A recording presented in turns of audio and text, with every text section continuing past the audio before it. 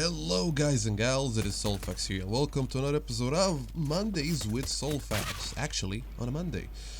So what has happened this week? Well, a couple of things happened. So firstly, I released another episode of Witcher Stories, the third volume of A Grain of Truth, and it was received with relatively positive reception, which I really do appreciate.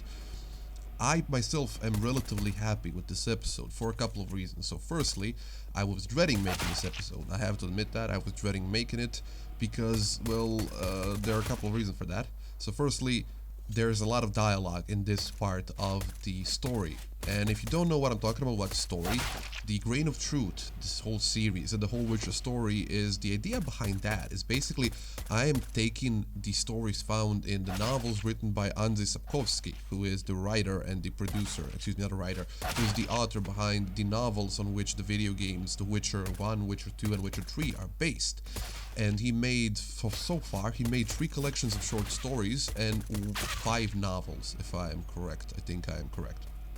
But anyhow, the idea behind this channel, well, not the channel, excuse me, behind the Witcher Stories thing, is to take those stories from the books and translate them into video form. And that's why I mean when I say that this story has a lot of dialogue in it, this part of the story, that is.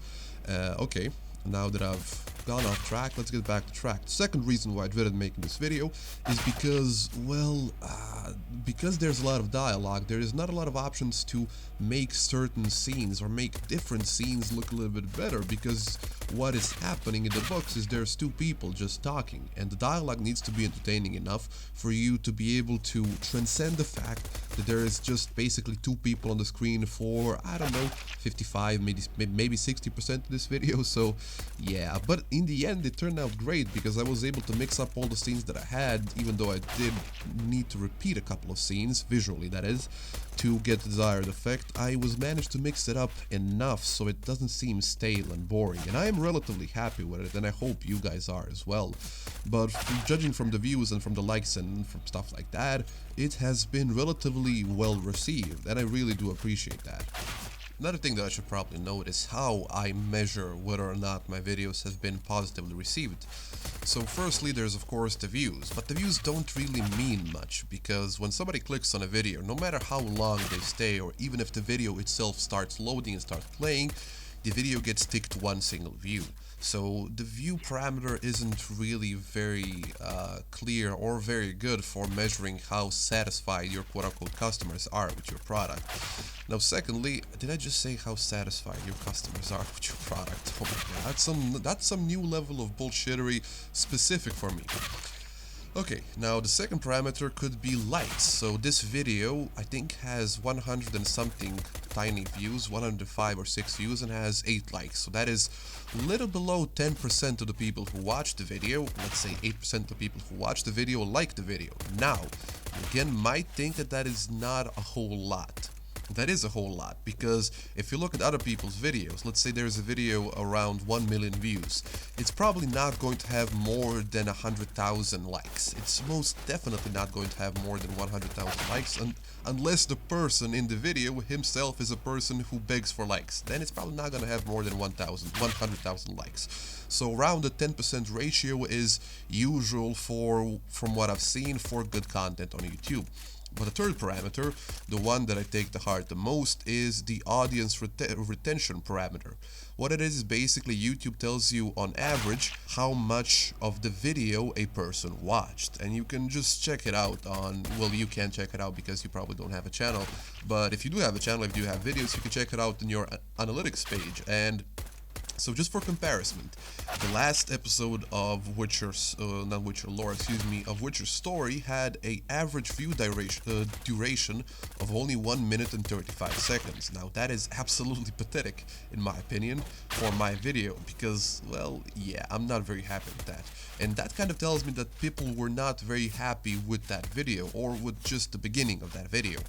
But this video has an average view duration, there I go, average view duration of 3 minutes and 38 seconds, which is much better. And then considering this video is a lot longer, which usually puts off people, it's something that, yeah, I am very happy with that. I am very happy with that, and I hope you guys are happy with this video. And also, I should probably apologize because I didn't mention this just yet, is that there will be a fourth volume because the story is not over. I just didn't want to make a 28 minute video, so I decided to make it a 21-minute video. And yeah, it's going to be out as soon as humanly possible, which probably means sometime next week, so look out for that. But what else has happened this week? Well, let me tell you a story. So this happened a couple of days ago, and the story starts as I went over to Reddit, as it always starts, because Reddit is where I live. Yes, I know, I'm pathetic, just get over it. So I went over to the writing subreddit, it's just called writing, and I asked around, is there a storytelling subreddit? Because that is basically what I do on this channel. I'm sort of a storyteller. And I need some feedback. I need ways to improve myself, because if you don't constantly improve upon yourself, which everybody can do in almost all facets of existence, you will soon stagnate and you will never reach your full potential. And yeah, that's what I'm basically trying to do here. I'm trying to be the best that I can do, and without proper constructive criticism, like I told you in the last episode, it is very hard to do so. Well, not in the last episode, the 2 episodes before that, but anyhow. So I went over to some Reddit that they pointed me at. I think it was the constructive writing credit, the constructive writing Reddit. Wow, that's terribly hard sentence. But anyhow, I posted a short post about how I'm looking for some feedback and stuff like that. And I got a bunch of responses on that thread, really a bunch of very helpful responses. One of them made me put a small disclaimer at the beginning of this last episode of Witcher Story, that this story that I am covering is written by another person other than me. And yeah, that's one of the things that I forgot to do in the last episode, in the couple of last episodes. I never really made it exclusively clear in the video itself, at the beginning of the video, that this is not my original story. And that's how we get to that comment that really kind of hit home, really hit me in a place that I haven't thought about before. So one of the guys said something along the lines, after commenting on the quality of the audio, that he's just kind of disappointed and sad that this video, given its production values and the amount of effort that went into this video, that is not original content, that is not some sort of my own original story that I thought up, wrote down, and decided to make into a video, narrate it, and storytell it to you guys. And now that I think about it, I myself am sort of sad that I never did anything like that. And I am starting to think about making my own original content, as in writing a story of my own, a short story of some sort, and then making it into a video. But the thing is, I've never considered myself to be an amazing writer. It's really true. I am your Joe average writer that can write some things, and he is average in almost all aspects. But one of the things that I'm especially average in is that I cannot world build properly. I'm not one of those amazing great minds like Tolkien, like Mr. Martin that wrote A Song of Ice and Fire, like Christopher Paolini. I just can't pull out a universe outside of my asshole and populate it with continents, with races, with languages, with things happening, with history and stuff like that. I'm not capable of doing that, which is really sad, because it would be amazing if I could make some sort of my own original universe that I can make videos about. That would be the pinnacle of storytelling. But at the moment, I am content with just retelling the stories that are found in certain books, because that is also a form of storytelling. I'm trying to make these videos readily available to anybody who doesn't have a couple of hours a day to spend on reading an entire book. And I'm a very fast reader, and I can read through a book that is around 200 pages in a single day. But these videos only last like 10 minutes, and they're just a nice little chunk of time that you sit down, relax, and hear about a story. And that's basically the gist of my videos. But again, on the other hand, I'm kind of sad that I've never done an original video about an original story, because yeah, that would be cool. So I'll probably do that sometime in the future. Just don't expect anything great or grandiose like Tolkien-esque. Don't expect something like that. Yeah, don't do that.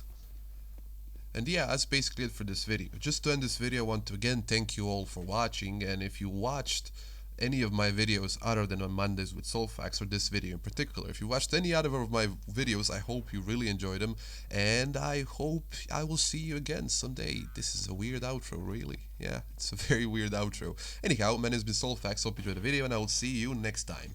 Bye bye.